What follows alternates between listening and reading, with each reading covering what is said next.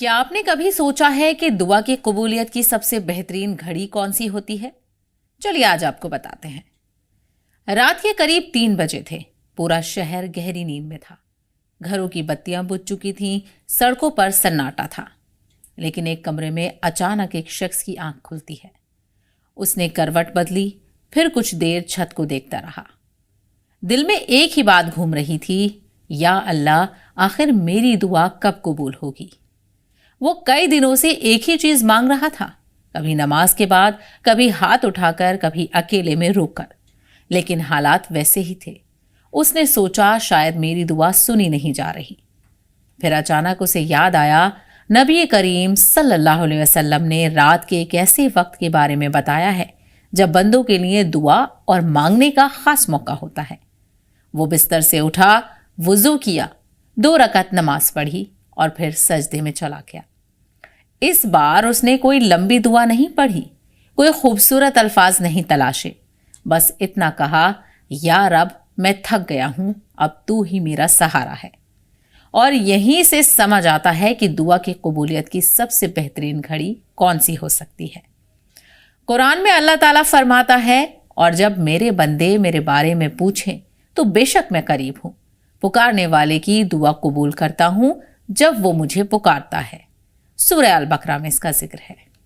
لیکن حدیث میں اس سے بھی خاص وقت کی طرف اشارہ ملتا ہے۔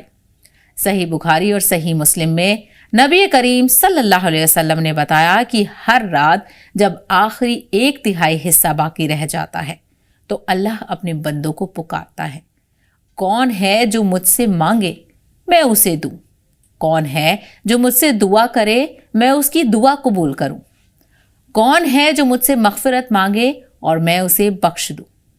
سوچئے جس وقت دنیا اپنے خوابوں میں کھوئی ہوئی ہے، اسی وقت آپ کا رب آپ کو پکار رہا ہے، مانگو۔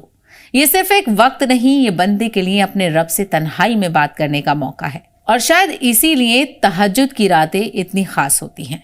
لیکن اس شخص کی کہانی یہی ختم نہیں ہوتی۔ صبح ہوئی، اس کی پریشانی ابھی بھی اپنی جگہ تھی۔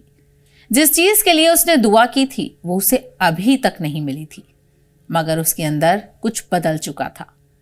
اب اسے یقین تھا کہ دعا کا مطلب صرف اپنی مانگی ہوئی چیز حاصل کر لینا نہیں ہے۔ کبھی کبھی اللہ وہی دیتا ہے جو ہم مانگتے ہیں، کبھی اس سے بہتر دیتا ہے، اور کبھی کسی مصیبت کو ہم سے دور کر دیتا ہے، اور کبھی ہماری دعا کا ثواب آخرت کے لیے بچا لیتا ہے۔ اسی لیے نبی کریم صلی اللہ علیہ وسلم نے صرف رات کے آخری پہر کو ہی نہیں، بلکہ سجدے، اذان اور اقامت کے بیچ، بارش کے وقت اور جمعے کے دن کی ایک خاص گھڑی کو بھی دعا کے لیے اہم بتایا۔ اور سجدے کے بارے میں تو نبی کریم صلی اللہ علیہ وسلم نے فرمایا، بندہ اپنے رب کے سب سے زیادہ قریب سجدے کی حالت میں ہوتا ہے، اسی لیے سجدے میں زیادہ دعا کیا کرو۔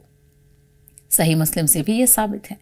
تو اگر آج آپ کی کوئی دعا ادھوری ہے، اگر آپ کسی جواب کا انتظار کر رہے ہیں، اگر آپ کو لگتا ہے کہ بہت مانگ لیا پھر بھی کچھ نہیں بدلا، تو آج رات ایک بار پھر اٹھیے، کیونکہ ہو سکتا ہے جس وقت آپ کو لگے کہ اللہ نے آپ کی دعا میں دیر کر دی، اس وقت اللہ آپ کو اپنی قریب بلا رہا ہو۔ رات کے آخری پہر اٹھیے، سجدے میں جائیے، اور اس بار صرف اپنی دعا مت مانگیے، اپنے رب سے اپنا رشتہ مانگیے، کیونکہ جب رشتہ مضبوط ہو جاتا ہے تو انسان کو اپنی دعا کے جواب کا انتظار بھی عبادت جیسے لگنے لگتا ہے۔